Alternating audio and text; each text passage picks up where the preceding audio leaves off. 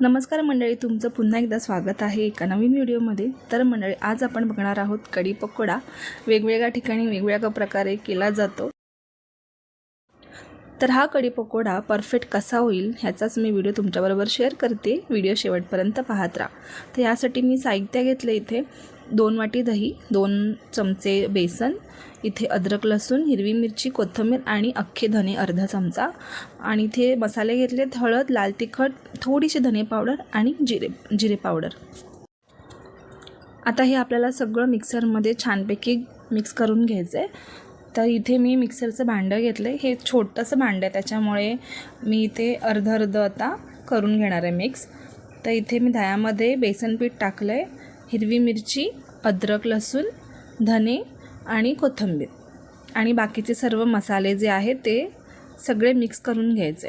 आणि ह्याचं खूप छान असं एक बॅटर होईल कढीचं। तर त्याची आपल्याला नंतर फोडणी द्यायची।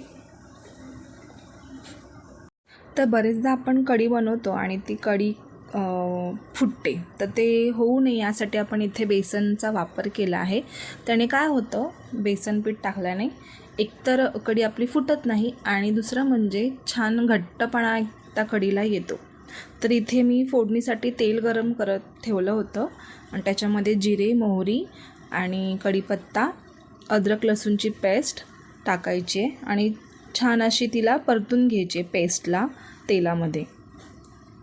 ती परतल्यानंतर आपण जे कढीचं मिश्रण बनवलं होतं ते त्याच्यामध्ये ओतायचे। त्याच्यामध्ये आपण सगळे ऑलरेडी मसाले टाकलेच होते। आता हे ओतून घ्यायचं आणि त्याच्यामध्ये जवळपास 1.5 ते 2 ग्लास पाणी आपण त्याच्यामध्ये ॲड केलेलं आहे।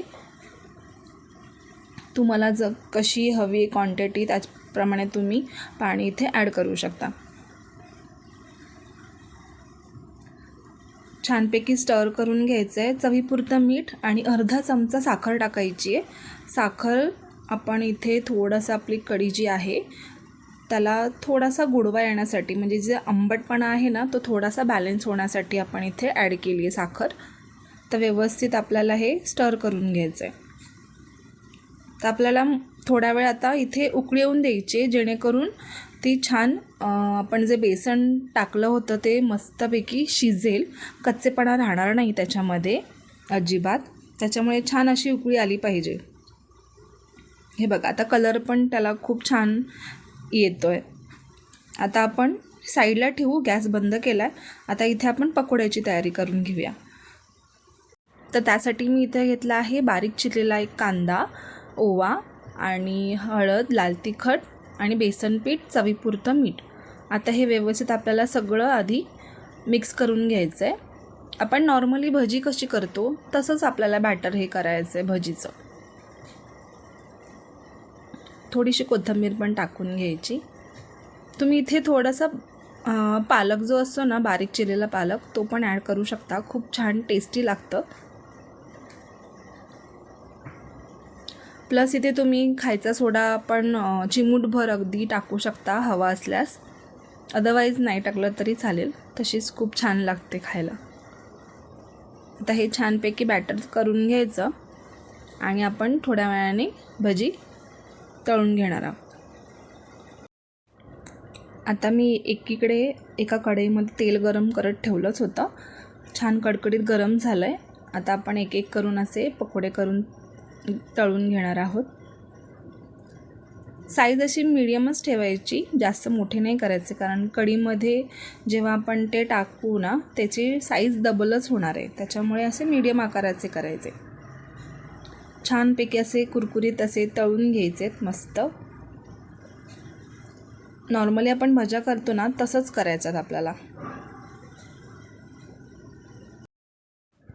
पकोडे मस्त झाले तळून। आता हे काढून घेते मी एका डिशमध्ये, बाकीचे सगळे पकोडे मी तळून घेतलेत। आता आपण हे एक एक करून कढीमध्ये आपण सोडणार आहोत। आता हे एक एक पकोडे आपण ह्याच्यामध्ये सोडणार आहोत। जेव्हा तुम्ही जेवणार आहात त्याच्या अगोदर काही मिनटं, 10-15 मिनटं अगोदर हे तुम्ही करा, जेणेकरून पकोडे आहेत ना कढीमध्ये छान भिजतील, म्हणजे पूर्ण फ्लेवर कढीचा त्या पकोड्यामध्ये येईल। आता वरून त्याला आपण मस्त शेवटी छान असा तडका देणार आहोत. तडका पॅनमध्ये तेल टाकलं आहे, त्याच्यामध्ये जिरे आणि बारीक चिरलेली लसूण, सुकी मिरची आणि गॅस बंद करायचा. आणि अर्धा चमचा मी इथे घेतला आहे कश्मीरी लाल मिरची पावडर. छान अशी मिक्स करायची आणि वरून मग नंतर आपल्याला हा तडका टाकून घ्यायचा आहे.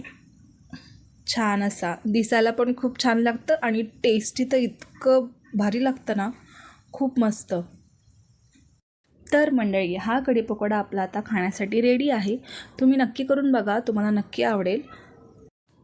आणि हा कढी पकोडा आहे ना मंडळी, जर तुम्हाला कधी कंटाळा आला असेल, भाजी करायची नसेल, तर खूप छान ऑप्शन आहे हे. एकतर आपल्या घरात सगळे साहित्य आपल्या घरात असतं, त्याच्यामुळे तुम्ही पटकन ही रेसिपी बनवू शकता.